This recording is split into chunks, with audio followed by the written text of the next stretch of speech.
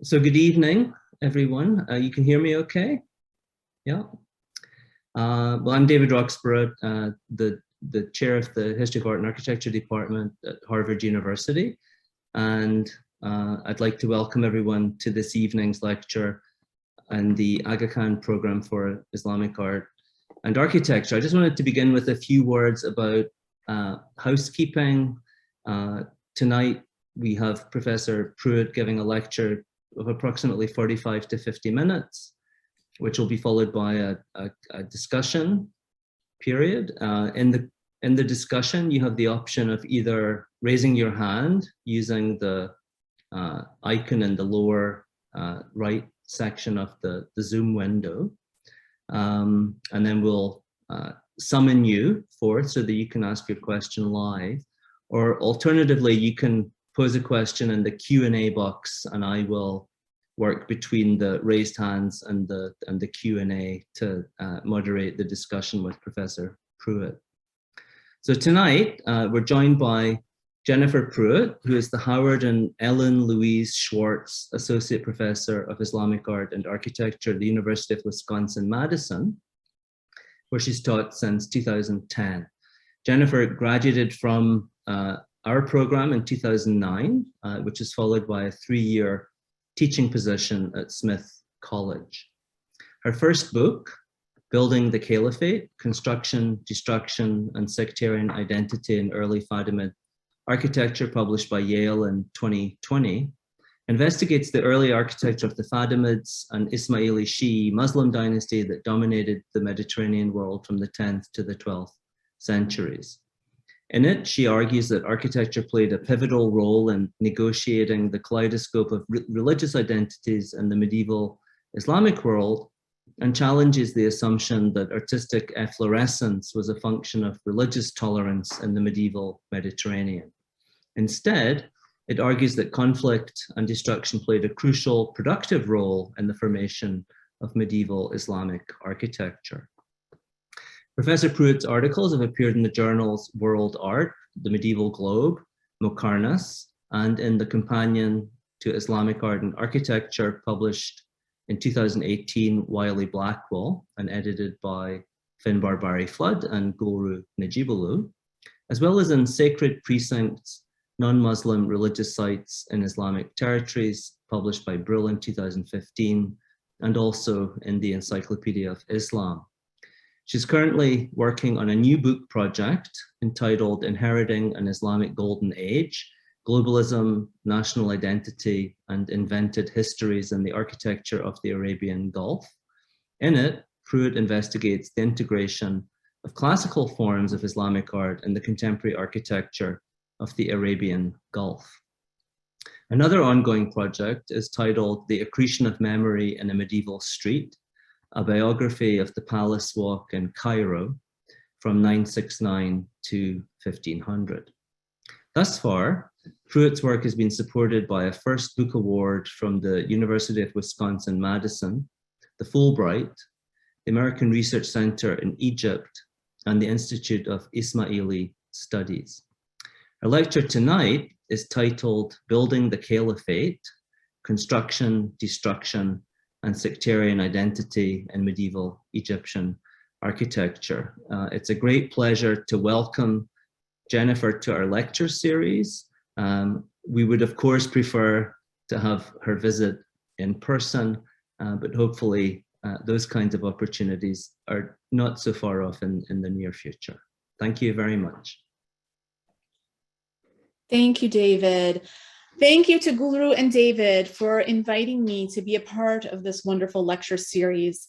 It's one that I treasured so much as a graduate student, and I've really enjoyed in the past year in its virtual format.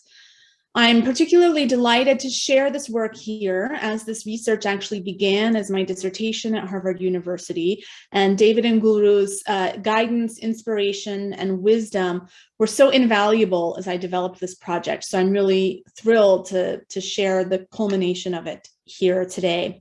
I also want to thank Cecily for organizing everything, and to Marcus today for the tech support. And of course, as David expressed, my only regret is that I can't thank you all in person. So the research that I present here comes from my recently published book, Building the Caliphate: Construction, Destruction, and Sectarian Identity in Early Fatimid Architecture, published by Yale University Press last year. And in this talk, I will introduce a bit about the context of the entire book, but I'm going to be spending the bulk of my time with you considering two of the great enigmas in the history of Islamic architecture. These two acts occurred at roughly the same time, circa 1010 of the Common Era, and were carried out by the so-called Mad Caliph Al-Hakim bi-Amr Allah. The first enigma. 7 years after sponsoring masterfully carved, illuminated minarets, replete with esoteric Ismaili Shi'i symbolism, the Caliph ordered the covering of his own towers by an austere brick casing. The new minaret bastions obscured the visible signs of Shi'ism and bombastic carving of the original towers in favor of a more generic architectural style and Quranic inscription, one that would be familiar to Sunni and Shi'i Muslims alike. The second enigma. Around the same time he covered the minarets, Al-Hakim called for the destruction of the most important church in Christendom, the Church of the Holy Sepulchre in Jerusalem. This act would initiate a frenzy of church destructions by the ruler throughout his empire. Eventually, the destruction of the Holy Sepulchre would act as a rallying cry to Latin crusaders to wrest the Holy Land from Muslim hands, a struggle that would define Muslim-Christian relations in the centuries to come. However, it was a Christian who wrote the letter containing Al-Hakim's order to destroy the famous church. Traumatized by his role in the event, the scribe spent the remainder of his days beating his own offending hand against the ground, tearing to shreds the fingers that drafted the order and cursed the church. These two architectural moments illuminate the complex relationship between architectural space and religious identity in the medieval Islamic world. In the case of the Holy Sepulchre, the Christian scribe occupied a high position in the caliph's court in Cairo with intimate access to the Muslim ruler. At the same time, he felt a profound allegiance to a Christian space in distant Jerusalem, a space he had likely never seen. The change in the minaret's appearance and Quranic content points to a different kind of negotiation of religious identities between the esoteric beliefs of the Ismaili Shi'i Fatimids and those of their majority Sunni populations. These acts of destruction and concealment serve as a fulcrum for my book. In this larger project, I investigate the architecture of the Fatimids, who founded Cairo as a capital city and dominated the early medieval Mediterranean.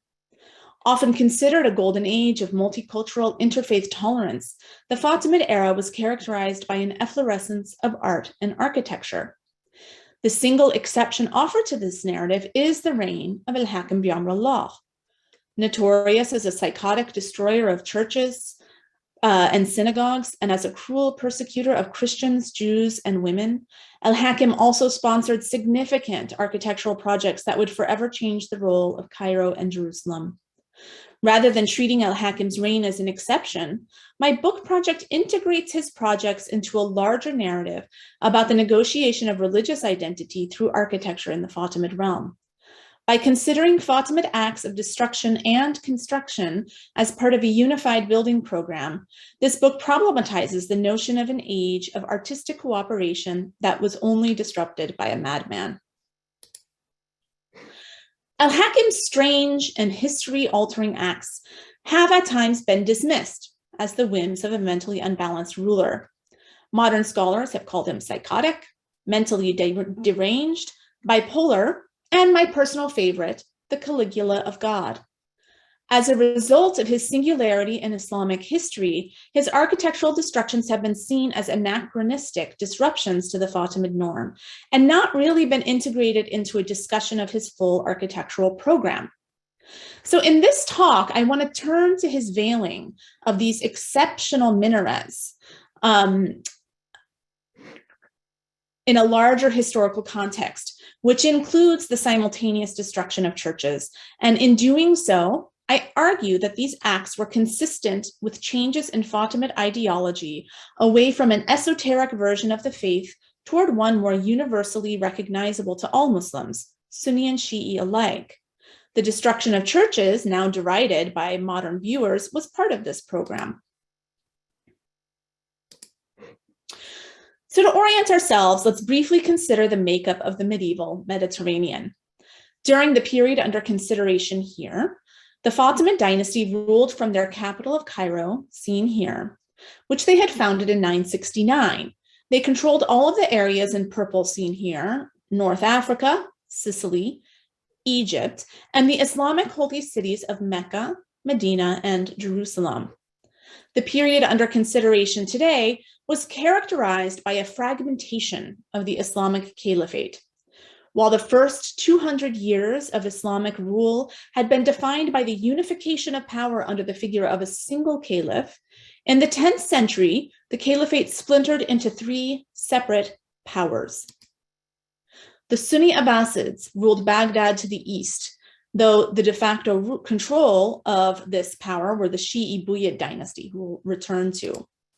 The Ismaili Fatimids ruled from their Cairene capital, and the Sunni Andalusi Umayyads reigned from their capital of Cordoba. And all 3 of these powers proclaimed that they were the rightful successor to the Prophet Muhammad and the one true Amir al-Mu'mineen, or commander of the faithful, to rule all Muslims.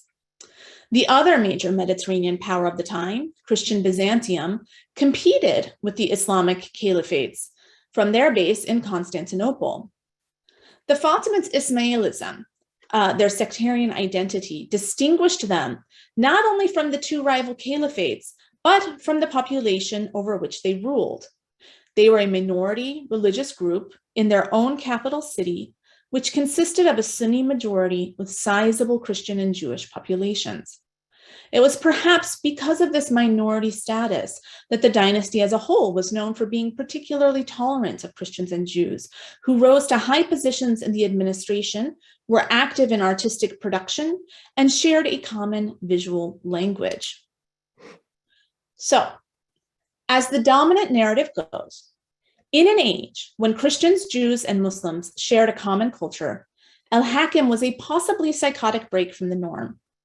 Al-Hakim, the destroyer of churches, synagogues, cruel persecutor of Christians, Jews, and women, among others, killer of dogs, and divine figure to the later Druze faith. Al-Hakim was without question a singular historical figure. However, delving into the dramatic but productive exception to this narrative of tolerance is crucial in revealing the fuller context of medieval Islamic and Mediterranean architecture. In fact, although infamous for his destructions, Al-Hakim's reign was not predominantly destructive. On the contrary, he sponsored many important mosque projects, a famous observatory, and established a major center of learning, the Dar al-Ilm, within the new capital city of Cairo.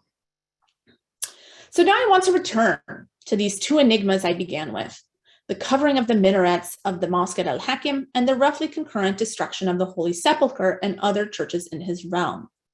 Here are 3 images of the Mosque of Al-Hakim, illustrating where the original minarets have been obscured. On the right, we see the southern minaret as it appears today, though please note, this bit here was added several hundred years later, so just ignore it. The left image depicts the relationship between the minaret of 1003 and the 1010 covering.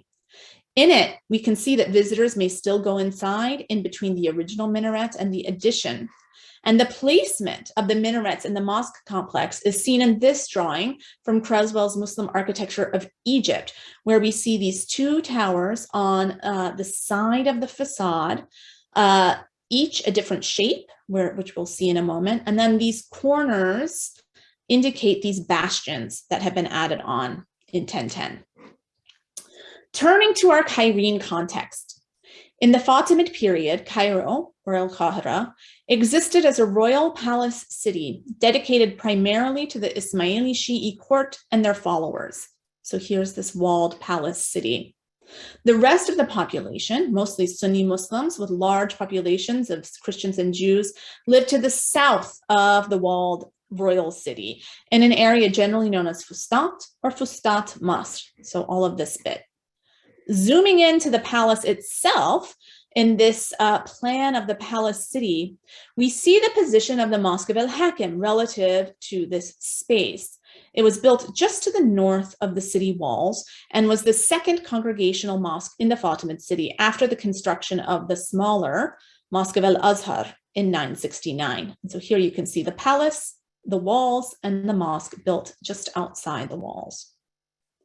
Now, in order to understand the sectarian identity that we see here at the mosque, I want us to learn a little bit about the Fatimid belief system and how it was distinguished both from the populations over which they ruled and the empires with which they competed. Now, this will be a review for many of you, the scholars in the audience, but this will bring us all up to speed so we're on the same page. So number one, as Ismaili Shi'is, the Fatimids believed that the family of the Prophet Muhammad were the rightful successors to the Caliphate, that this line needed to come from the Prophet's family. Number two, they believed that their ruler, who they called the Imam, held a kind of semi-divine status and was the source of all knowledge. To the Fatimids, the Imam, Ismaili religious knowledge, and the family of the Prophet were all compared to divine light. The Ismailis also believed in the distinction between the Zahir and the Batin. So the Zahir for Ismailis is the exoteric world, the visible world.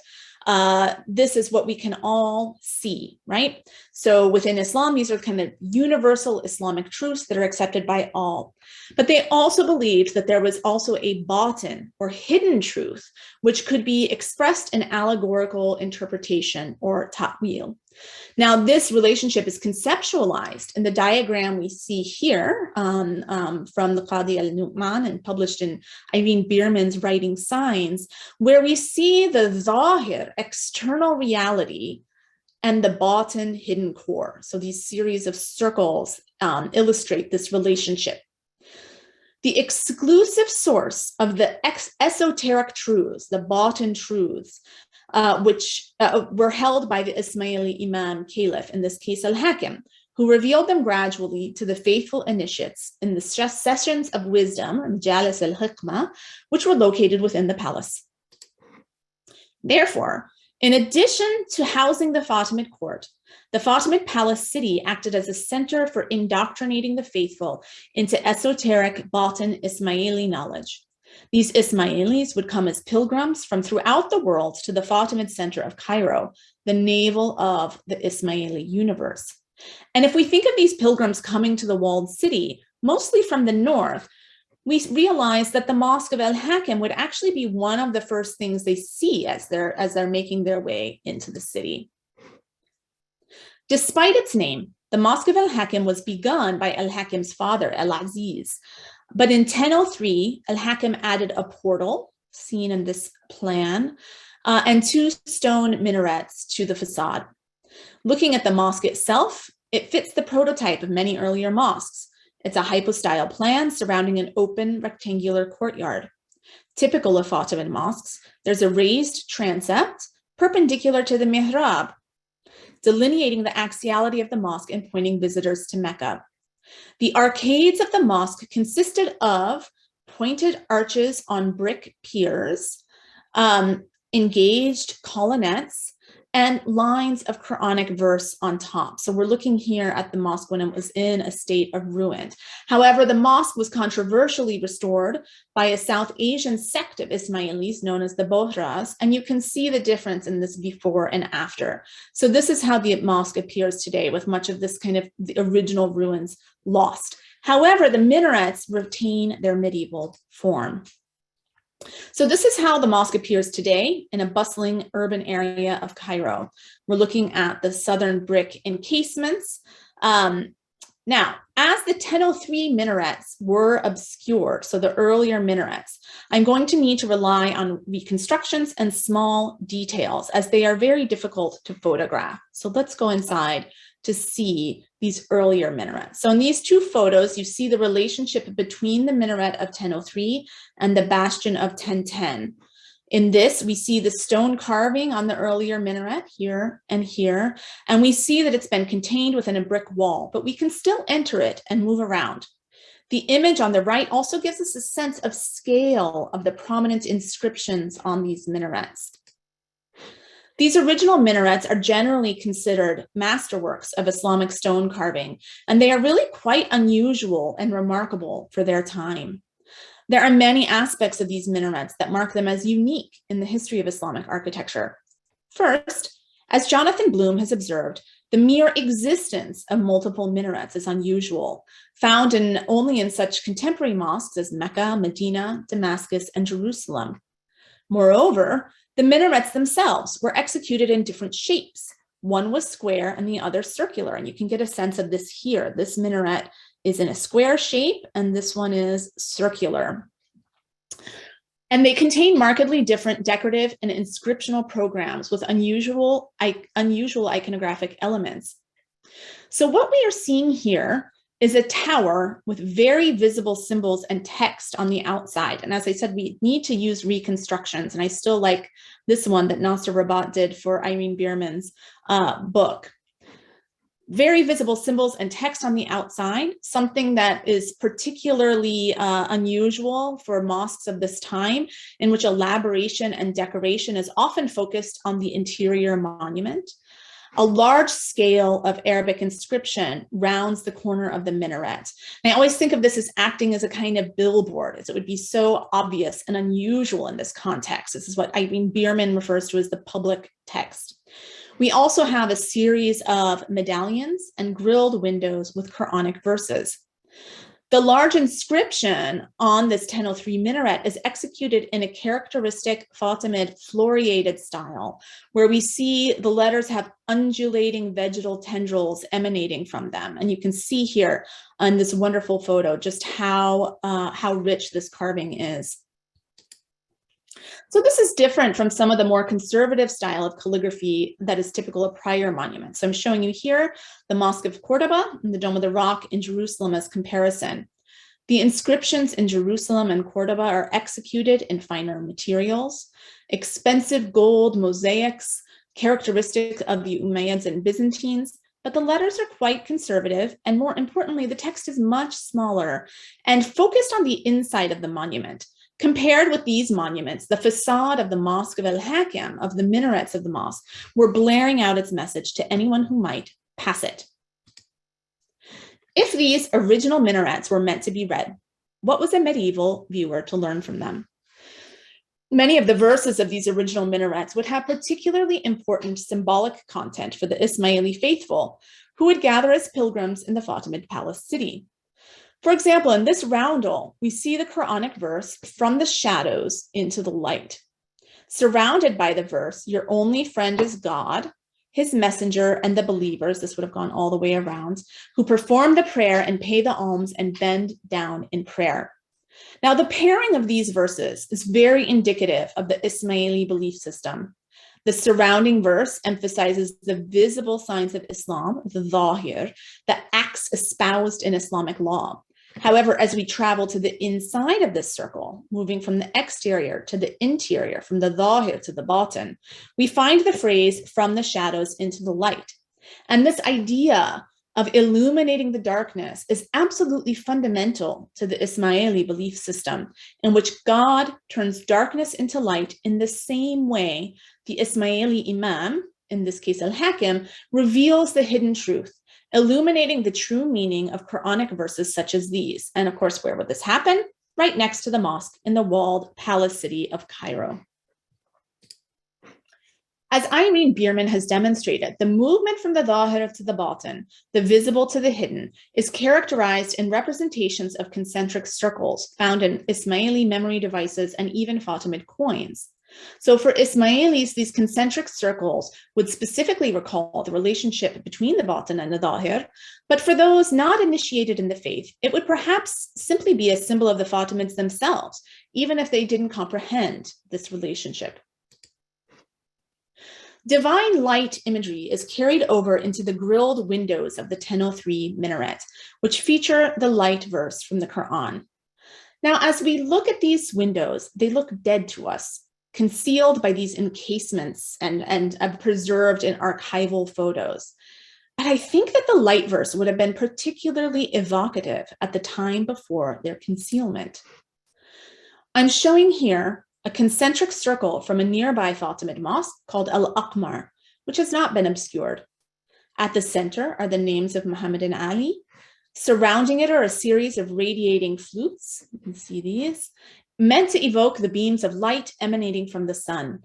The medallion is punctured, similar to the grilled windows, meaning that light shines in and, I think more importantly, shines out, directly presenting the mosque and by extension the Fatimid city in which the Imam resides as the source of light. And in fact, at the time of its foundation and throughout the medieval period, the Mosque of Al-Hakim was not known as the Mosque of Al-Hakim. It was known as Al-Anwar, the illuminated. Just as Al-Aqmar, it means the moonlit. And in fact, many of the Fatimid mosques have these illuminated names. So just imagine this deadened window shining out like a beacon, just like we see in the later Mosque of Al-Aqmar.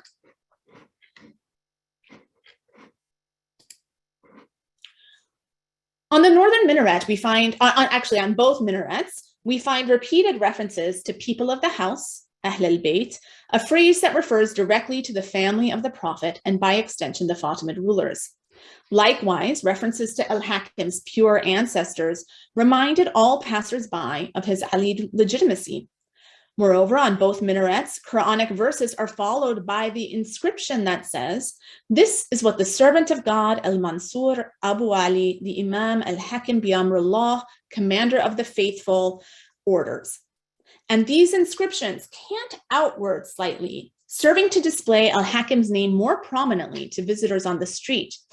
As with so much in the Ismaili city, this text can be understood on two levels. On one, the prominence of the ruler's name serves to glorify the Imam Caliph generally and stands within a long tradition of displaying the name of the ruler on his commissioned works. At the same time, the juxtaposition of the Imam's name with the preceding Quranic verses also acted as a reminder to the Ismaili faithful to remember the batin meaning of the verse, the source of which was the Imam himself, so that his name kind of activates this idea of the verses. So why would Al-Hakim want to cover them up? In 1010, he permanently concealed the light imagery, the Ismaili symbolism, an interesting inscriptional program with austere brick encasements featuring only a single line of Quranic verse. So we can see this small band of Quranic verse. And this was done at roughly the same time as his massive church destructions. In my book, I present the argument that in the first part of his reign, so before these acts, Al-Hakim had continued in his predecessor's footsteps. He was tolerant of his Christian population and their churches. However, Al-Hakim's call to destroy the Church of the Holy Sepulchre in Jerusalem brought an end to this era of peace. Elsewhere in my book, I discuss that popular fervor for church destructions had already been on the rise during the reigns of his predecessors Al-Mu'izz and Al-Aziz. Indeed, we find several instances of mob attacks both on the Holy Sepulchre and on local Egyptian churches in these early years. For example, in the mid-10th century, a series of attacks on the Holy Sepulchre resulted in the church being set aflame, with rioters destroying the roof of the basilica and the rotunda. The rioting began in the architectural space, but ended with the execution of the Christian patriarch.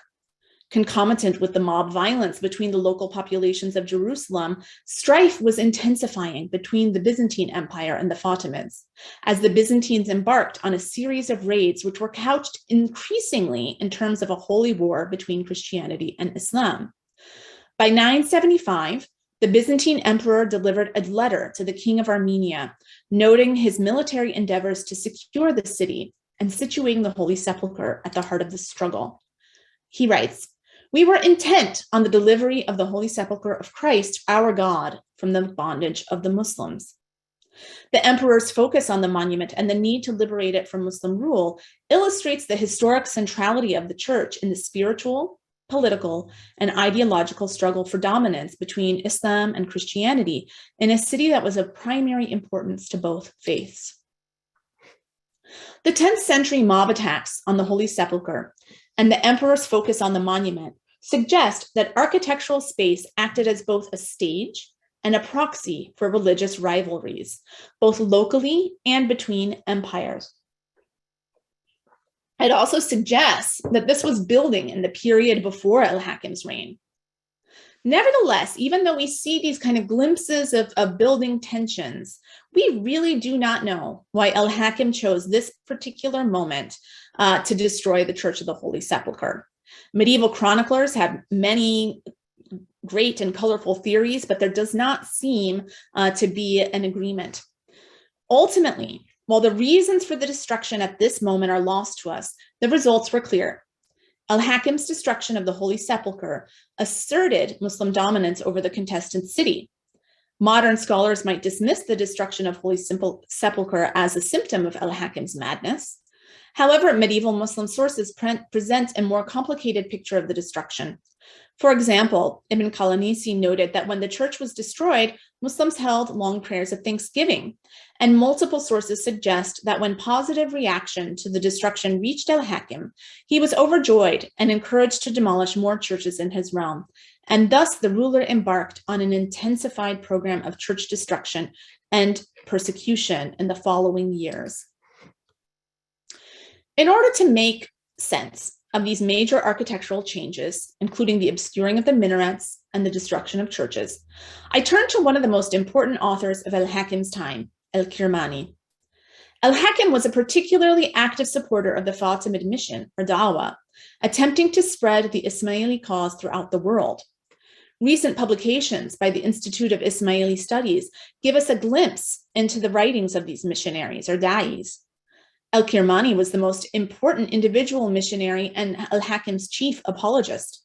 His works have been published and translated by Paul Walker and offer tremendous insight into the Fatimid ideology and how it was changing during Al-Hakim's reign.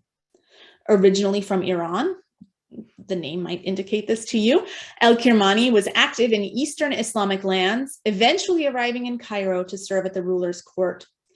A defender of Al-Hakim, Al-Kirmani attempted to spread the message of the ruler's rightful authority throughout the Islamic world. In particular, he defended the Fatimids against Sunni critics who suggested that the Ismaili preference for the batin over the zahir was heretical. Sunni critics often disparaged the Fatimids as batiniya, or groups that favor the batin, that favor the esoteric, suggesting that their allegorical interpretation of Islamic laws meant that they were not true Muslims, an accusation that gained particular currency during Al-Hakim's reign. According to these critics, the Fatimids privileged the esoteric dimension of Islam while ignoring the prescribed acts of the faith. Once the inner truths had been revealed to the Ismaili initiates, they charged, Islamic practice was no longer necessary. To counter this accusation of heresy, Al-Kirmani wrote multiple tracts emphasizing the importance of uniting Ismaili batin beliefs with lawful acts. An analysis of his text reveals a substantial shift in the dominant Ismaili philosophy during this time that we see echoed in the minarets. Now, there is nothing particularly Ismaili about the verses on the encasements. In fact, the Quranic verses chosen for these bands are action-oriented texts featuring harsh warnings to the readers to act properly or suffer the consequences. In other words, they focus on the visible signs of Islam, acts instead of belief, the zahir instead of the batin. So here's an example of some of the verses included on the 1010 bastion. Women impure are for men impure, and men impure are for women impure, and women of purity are for men of purity, and men of purity are for women of purity. These are not affected by what people say. For them there is forgiveness and a provision honorable.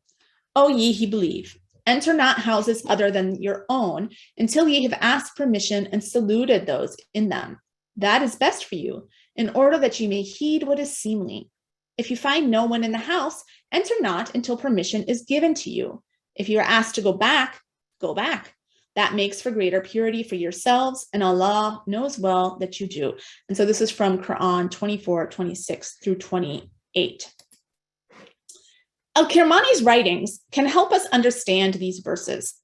In one particular book, Lights to Illuminate the Proof of the Imamate, Al-Kirmani writes to the Buyid ruler in Baghdad, arguing that Al-Hakim should be recognized as the ruler of all Muslims, not just the Ismailis.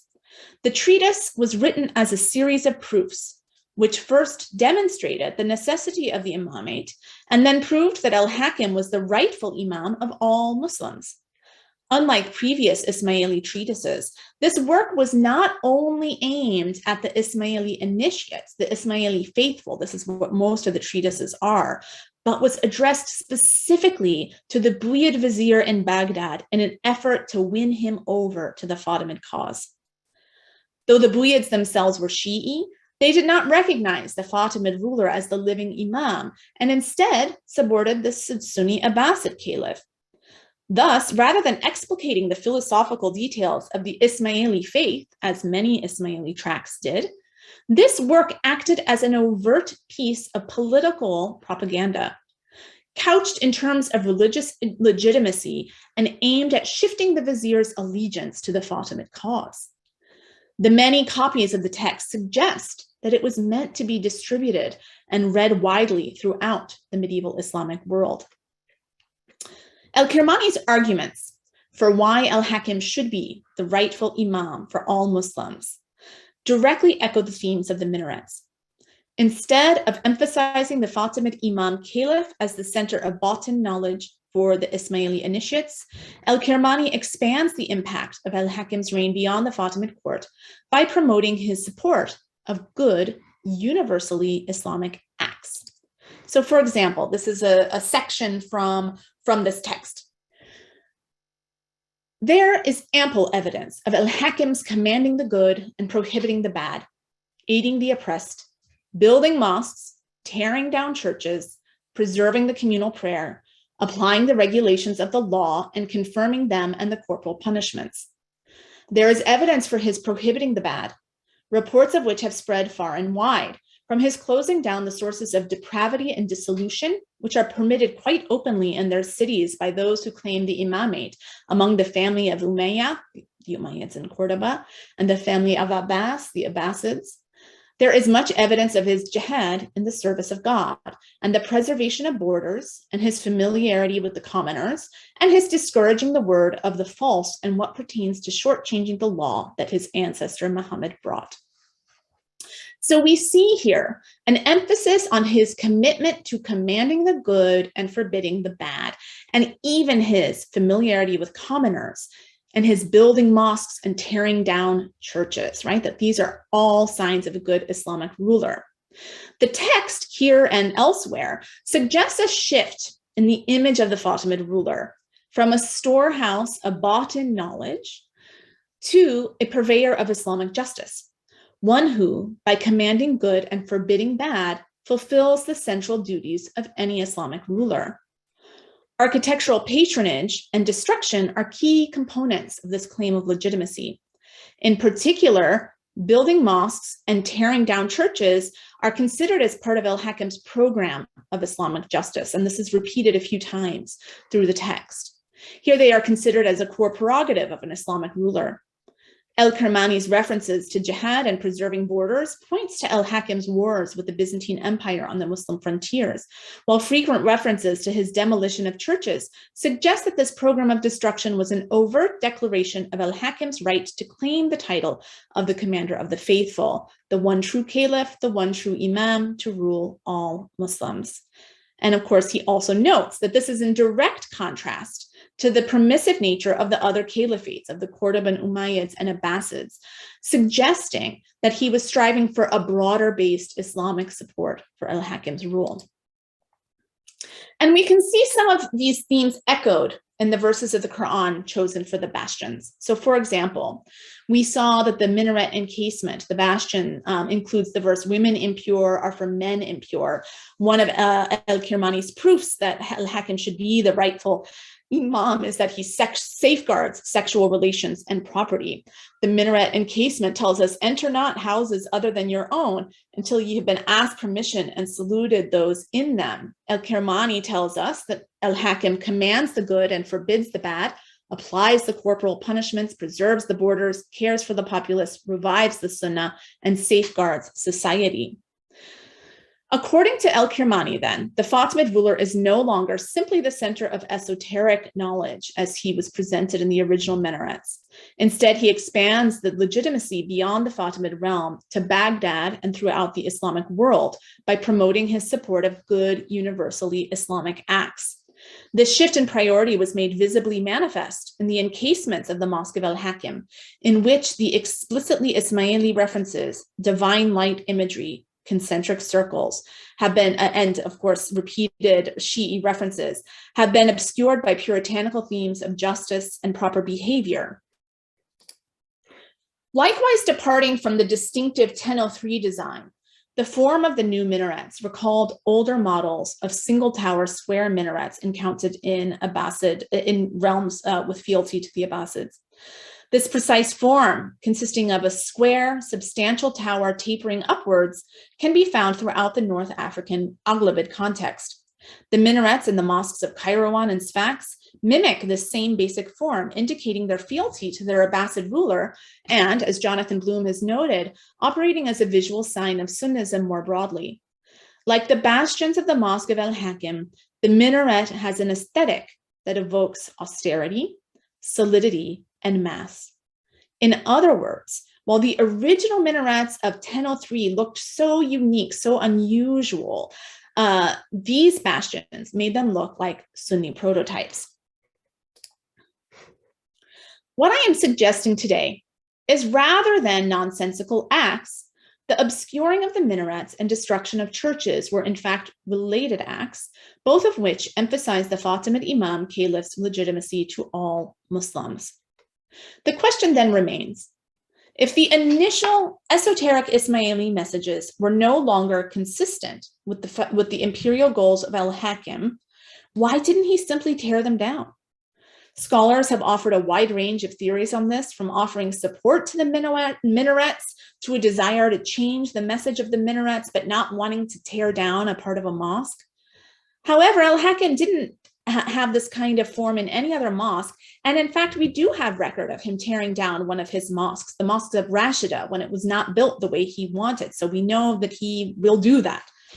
I contend that the concealment of the esoteric minarets, their Ismaili symbols with the austere encasement with action-oriented Quranic verses, was meant to be a visual manifestation of the revised Fatimid official ideology.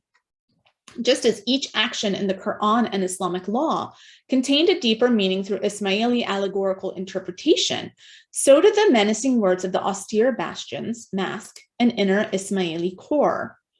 In this way, I argue that the minarets themselves become material manifestations of this fundamentally Ismaili belief system of the relationship between the visible and the hidden, the zahir and the batin, writ large on the Cairene cityscape. Significantly, the interior minarets were not only preserved, but as this image suggests, they might have continued to be accessible to 11th century visitors. Given that these towers had such prominence right outside the northern walls of Cairo, I wonder if perhaps the Ismaili faithful had access to the inside of these monumental symbols of the faith, while the rest of the world viewed only the exterior bastions. In other words, perhaps the faithful had access to the batin, while non-initiates saw only the zahir. I will say this bit as to who had access is purely speculative, but I would love to find concrete evidence for it. It is my argument that these events were part of a larger urban program shaped by a constellation of forces to reposition the role of Cairo and the Fatimid Empire in the Islamic world. In this undertaking, architecture was instrumental in recasting the image of Al-Hakim from the esoteric imam of the Ismaili minority to an ideal Islamic ruler whose primary aim was to command the good and forbid the wrong. In Ismaili terms, this conceptual alignment is embodied in a shift from the batin dimension of the faith to the Dhahir acts of the faith.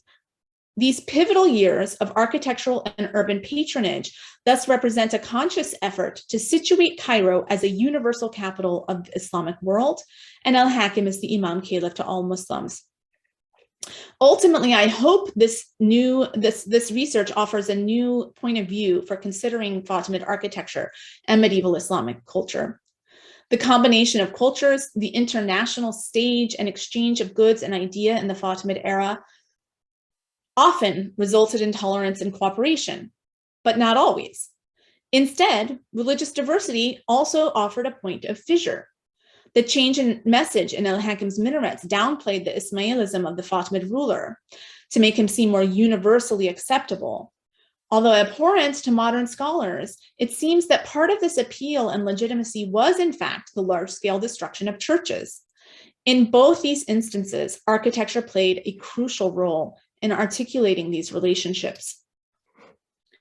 In the final chapter of my book, I investigate the reconstruction of Jerusalem under Al-Hakim's son, Al-Dhahir. Following Al-Hakim's destruction of the Holy Sepulchre, Jerusalem's prominence increased in both Islamic and Christian contexts. We see an unprecedented amount of Islamic patronage on the Haram al-Sharif at the same time that Al-Dhahir allows for the reconstruction of the Holy Sepulchre. So we're looking here at Fatimid restoration and addition to the assemblage at Aqsa Mosque. I argue that it was the cataclysmic destruction of the Holy Sepulchre by Al-Hakim that brought this new attention to the Fatimid holy city. And of course, this destruction had a resounding impact, not only on the Fatimid history of the city, but in the history of the world. Tales of the destruction inspired Latin crusaders to fight to reclaim the city for Christendom, a struggle that would grip the city for the next centuries. In conclusion, I hope I have begun to show today that architecture played a pivotal role in negotiating power within the kaleidoscope of religious identities in the early Fatimid period. Ultimately, the reign of Al-Hakim, although very unusual, was a particularly transformative period in terms of setting the architectural priorities of the dynasty and solidifying the status of Cairo and Jerusalem in the Islamic world. Narratives of Fatimid tolerance are often couched in terms of a temporal relativism. The Fatimids did indeed create an interfaith utopia if we compare them to what we know of the post-Caliphal period. Religious communities lived together peacefully relative to the brutality of the Crusades.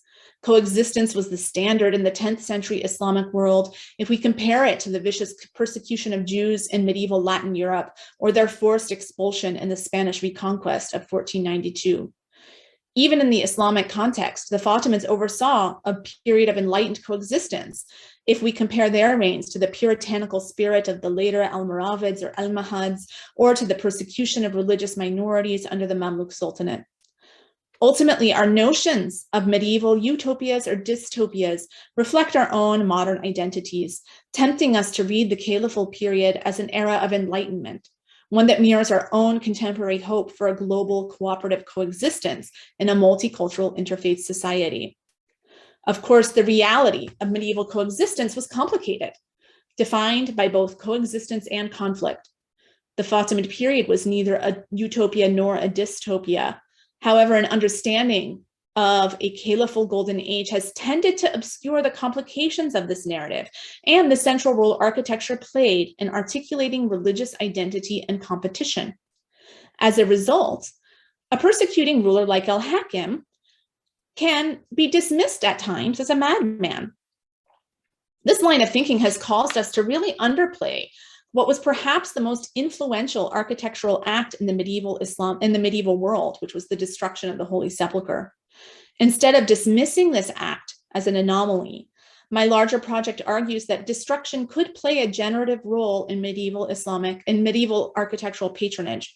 The destruction of the Holy Sepulchre rang out throughout the medieval world, serving as a catalyst for the Fatimid reimagining of Jerusalem and eventually as an inspiration for the Crusades. It was also entirely consistent with the rest of Al-Hakim's larger architectural program. Thank you so much.